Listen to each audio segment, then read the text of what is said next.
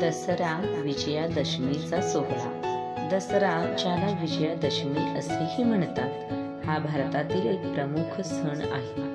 हा सण आश्विन महिन्यातील शुद्ध दशमीला साजरा होतो. तो चांगल्याचा वाईटावर विजय, सत्याचा असत्यावर विजय याचा प्रतीक आहे. दसऱ्यामागे 2 प्रसिद्ध पौराणिक कथा आहेत. पहिली कथा श्रीरामाची आहे. रामायणानुसार भगवान रामाने रावणाचा वध करून सीतेची सुटका केली. हा विजय मिळाल्याचा दिवस म्हणजे विजयादशमी.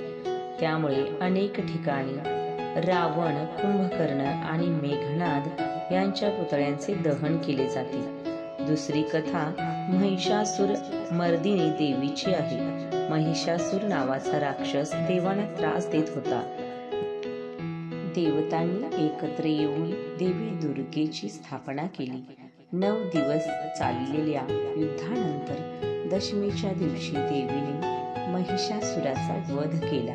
म्हणून नवरात्री संपून 10व्या दिवशी विजयादशमी साजरी केली जाते.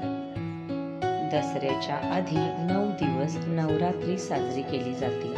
त्या काळात देवीची पूजा, गरबा, दांडिया, भजन यांचे आयोजन होते. दसऱ्याच्या दिवशी लोक सकाळी स्नान करून नवीन किंवा स्वच्छ कपडे परिधान करतात. घरासमोर रांगोळी काढतात आणि देवपूजा करतात.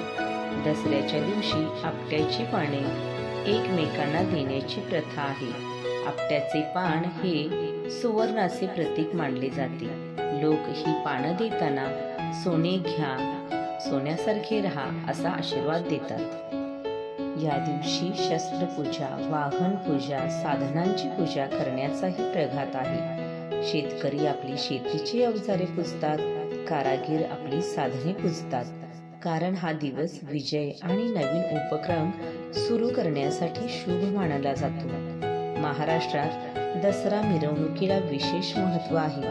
पारंपरिक वेशभूषा, ढोलताशा, लेझिम, भगवा झेंडा, गाणी या सगळ्यामुळे वातावरण दणाणून जाते.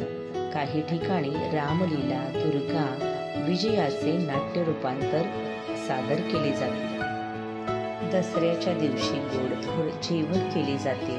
पुरणपोळी, बासुंदी, लाडू, करंजी, शेवई यासारखे पदार्थ बनवले जातात. कडाकणी बनवली जाते. कुटुंब आणि मित्रांसोबत एकत्र जेवणाचा आनंद घेतला जातो. दसरा हा सण आपल्याला धैर्य, पराक्रम, सत्य आणि धर्म यांचे महत्त्व शिकवतो. तो आपल्या जीवनातील नकारात्मकता दूर करून नवी उमेद आणि सकारात्मकतेने पुढे जाण्याची प्रेरणा देतो.